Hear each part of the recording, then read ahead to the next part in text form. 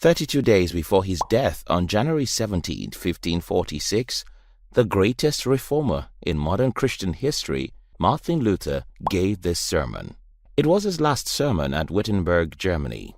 In this sermon, Luther said, "Reason is by nature a harmful whore." This statement is still today referred to as an anti-reasoning comment, especially because it came from a religious man.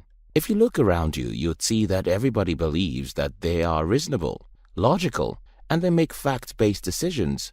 But wait, everybody also believes that the other person isn't reasonable. For example, a Democrat might think that Trump followers are unreasonable. People who believe that moon landing was faked might also believe that the rest of the world is irrational, and atheists often accuse religious people of being irrational or unintelligent. Sort of the attitude, well, you and I, of course, are too intelligent to be religious, but the common people need it. The problem about accusing other people of being irrational is that you are irrational as they are. You just don't see it. And that is what this video is all about.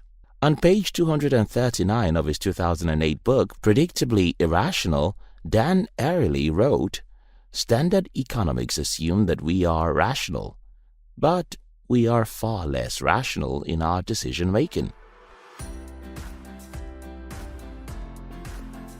The idea that reason is what distinguishes humans from other animals is generally traced back to the ancient Greek philosopher Aristotle. In fact, in his 1781 book, Critique of Pure Reason, the German philosopher Immanuel Kant stated that with Aristotle, logic reached its completion.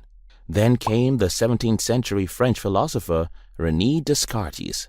In his 1637 book, Discourse on Method, Descartes wrote the account of how in the cold autumn of 1619, at the age of 23, he found himself in what is now southern Germany, with time to spend and nobody around he deemed worth talking to.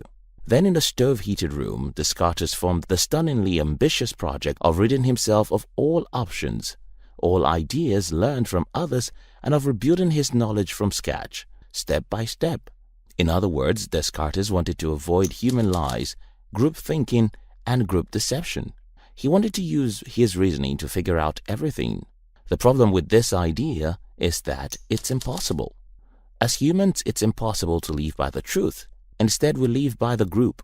The only truth we believe and the only fact we accept are those that other tribes accept, even if those truths are indeed lies. More on this later in the video. For now, let's assume for a moment that we are all reasonable beings who come to conclusions based on reasonings. This will then mean that facts, evidence, and science determines what we believe, right? Unfortunately, that was never the case. Why are they so resistant to the overwhelming scientific evidence that vaccines are safe? In 1975, researchers at Stanford invited a group of undergraduates to take part in a study about suicide. They were presented with pairs of suicide notes. In each pair, one note had been composed by a random individual, the other by a person who had subsequently taken his own life. The students were then asked to distinguish between genuine notes and fake ones. Some students discovered that they had a genius for the task. Out of 25 pairs of notes, they correctly identified the real one 24 times. Others discovered that they were hopeless. They identified the real note in only 10 instances. As is often the case with psychological studies, the whole setup was a put-on. Though half the notes were indeed genuine, they'd been obtained from the Los Angeles County Coroner's Office. The scores were fictitious. The students who had been told they were almost always right were on average no more discerning than those who had been told they were mostly wrong. In the second phase of the study, the deception was revealed. The students were told that the real points of the experiment was to gauge their responses to thinking they were right or wrong. This, it turned out, was also a deception. Finally, the students were then asked to estimate how many suicide notes they had actually categorized correctly and how many they thought an average student would get right. At this point, something curious happened. The students in the high score group said they thought they had, in fact, done quite well, significantly better than the average student, even though, as they'd just been told, they had zero grounds for believing this. Conversely, those who had been assigned to the low score group said that they thought they had done significantly worse than the average student. an equally unfounded conclusion. Once formed, the researchers observed daily impressions are remarkably perseverant. Think about this for a moment. If we are all reasonable or logical beings as we always want to believe, it means that our conclusions will be influenced by facts. It means that we'll be able to change our minds if confronted with facts. Unfortunately, that's not the case. For example, in April of 2014, Brendan Nyhan, a professor of political science at Dartmouth, published the results of this study. It's the study of 2,000 parents, which was conducted by a team of pediatricians and political scientists to test a simple relationship. Could parents change their attitudes towards vaccines? These parents were shown facts from the Centers for Disease Control and Prevention. They were also shown images as evidence that some kids do suffer from diseases that vaccines could take care of. But nothing changed their minds. In fact, instead of a positive response, the first leaflet actually described intent among parents who held the most negative attitudes towards vaccines, a phenomenon known as the backfire effect. Wait a moment and think about what happened in this 3-year-long study. It's like someone comes to you to tell you that having unprotected sex with strangers could lead to STDs, which is a fact. But because someone dares to tell you, you decide to throw away a few condoms you have. Or someone tells you that staying in a crowded place could give you COVID-19 if you've not been vaccinated. So you decided to go to an anti-vaccine rally to prove a point. Our protests continue to gather steam in Spain, with hundreds of protesters marching on the streets of Barcelona and Bilbao to protest against the COVID-19 passes. The author of this study said, and I quote, "It's depressing," and it is.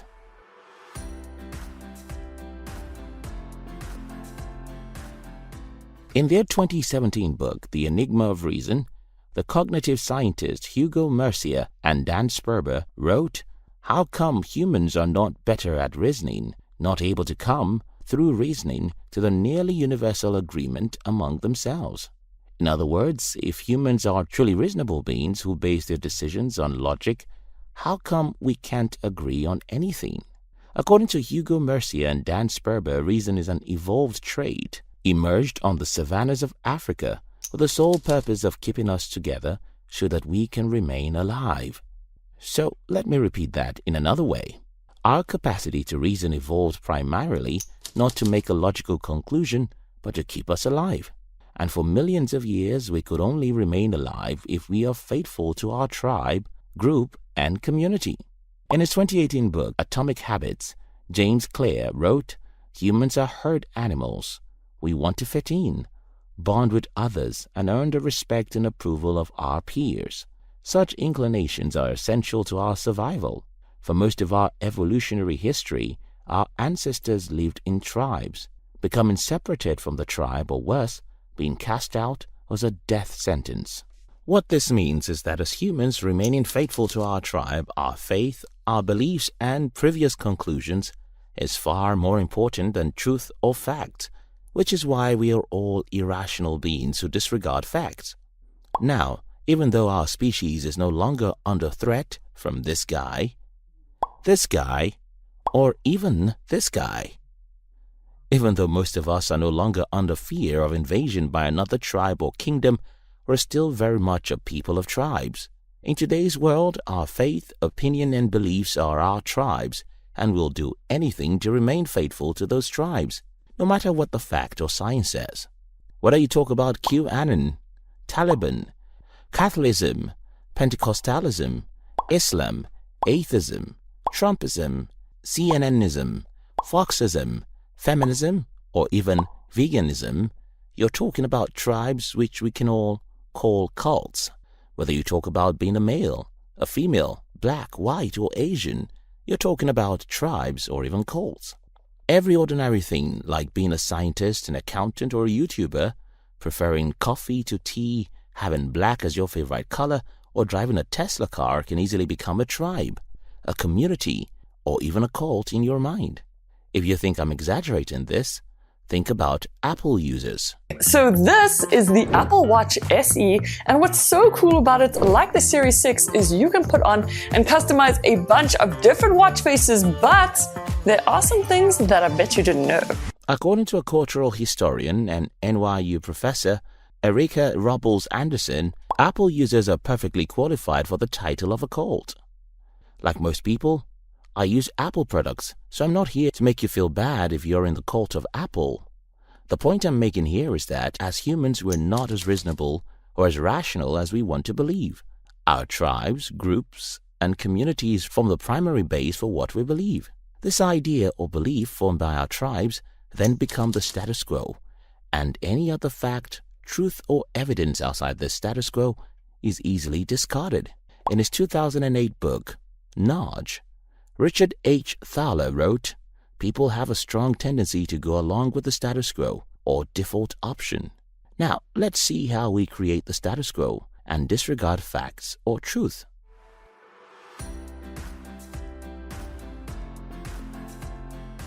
During a Meet the Press interview on January 22, 2017, U.S. Counselor to the President, Kellyanne Conway, was defending the White House Press Secretary Sean Spicer's false statement about the attendance numbers of Donald Trump's inauguration as President of the United States. When pressed during the interview with Chuck Todd to explain why Spicer would utter a provable falsehood, Conway stated that Spicer was given alternative facts. As humans, we all have alternative facts and believe those lies to be true. To even convince us that our lies are truth, we read the information that supports our views, listen to people who tell us what we want to hear, and search Google for whatever we wish to see. This is what psychologists call confirmation bias. Confirmation bias is a person's tendency to accept information that confirms their views or prejudices while ignoring or rejecting contradicting information. According to this 2015 Psychology Today article by Dr. Shahram Hashmat, once we've formed a view, we embrace information that confirms that view while ignoring or rejecting information that casts doubt on it. We don't perceive circumstances objectively. We pick out those bits of data that make us feel good because they confirm our prejudices. In their book, Enigma of Reason, Hugo Mercier and Daniel Sperber refer to this as my side bias. According to them, rationality is less about making decisions based on logic, but providing justifications for decisions one has already made. Another reason why beliefs are so hard to change is the illusion of explanatory depth. According to this concept, people think they understand an issue well enough to be able to have an opinion about it. The only time they become aware of their ignorance is when they are asked to explain about it, and they fumble in doing so. This 2006 study was done by UK researcher Rebecca Lawson. Lawson asked a group of psychology students from the University of Liverpool to rate their knowledge of how bicycles work and draw the pedal, chain, and extra frame onto a sketch of a bicycle. There was also a multiple-choice task that required them to identify the usual position of the frame, pedals, and chain. The study found that over 40% of the participants who were not experts in bicycles made at least one mistake in the drawing type and the multiple-choice task. This is even though almost all participants learned how to ride a bike, that almost half of them owned a bicycle, and despite bicycles being common, everyday objects, one striking comment from a participant was, "I never knew how little I knew about things until I had to draw them." Thus, the results suggest that people have a vague, incomplete, and often inaccurate understanding of how everyday objects function. In his 2001 book, Fooled by Randomness, Nassim Nicholas wrote, "People overvalue their knowledge and underestimate the probability of their being wrong." This should remind you of Dunning-Kruger effect. People tend to overestimate themselves on good things. Since we are mostly ignorant about many things and tend to exaggerate how much we actually know, it's easy to understand why we won't change our minds about things. In their 2016 book, Denying to the Grave, Sarah and Jack Gorman point out that one of the causes of science denial is that making decisions based on science is complicated and requires a great deal of mental energy. Intimidated by difficult concepts they struggle to understand, people resort to simplistic explanations, even though they may not be that accurate. According to behavioral researchers Daniel Kahneman and Amos Tversky, the more primitive parts of the brain, like the amygdala, cannot process complicated information. So, in conclusion, the idea that we are all irrational, illogical, and biased isn't what anyone likes to accept, but that's the truth. While you think you're rational, I'm sure you're seeing other people's irrationality all the time, but they are seeing yours too. I think it's just like your body. Other people know how you look, but you don't. In his book, Misbehaving, Richard H. Thaler wrote, "What makes the bias particularly pernicious is that we all recognize this bias in others, but not in ourselves." I hope this video makes you humble, just as it makes me humble. Thanks for watching.